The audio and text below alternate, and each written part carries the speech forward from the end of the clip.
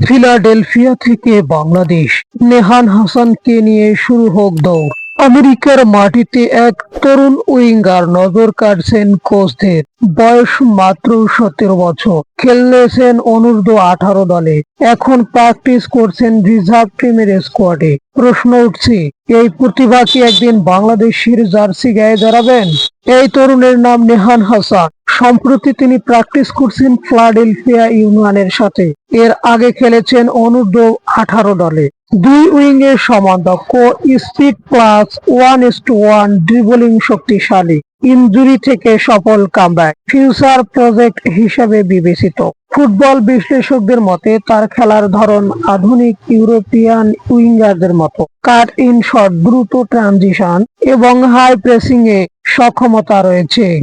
বাংলাদেশ জাতীয় দলে দীর্ঘদিন ধরে গতি ও সৃজনশীলতার ঘাটতি নিয়ে আলোচনা হচ্ছে। একজন তরুণ আন্তর্জাতিক একাডেমি ট্রেন্ড উইঙ্গার ভবিষ্যতের জন্য হতে পারেন বড় সম্পদ। বিশেষজ্ঞদের মতে ডায়াসপোরা ট্যালেন্টেডদের আগেভাগেই যোগাযোগ করা জরুরি। পরিবারকে সম্পৃক্ত করা দরকার। দীর্ঘমেয়াদী পরিকল্পনায় অন্তর্ভুক্ত করতে হবে।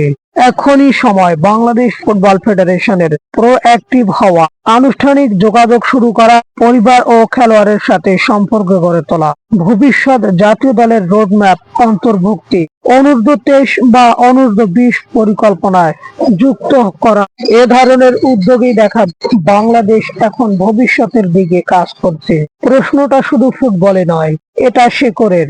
নিহান কি একদিন বাংলাদেশের লাল সবুজের জার্সি বেছে নেবেন? সিদ্ধান্ত তা, কিন্তু প্রথম হাত বাড়াতে হবে আমাদের।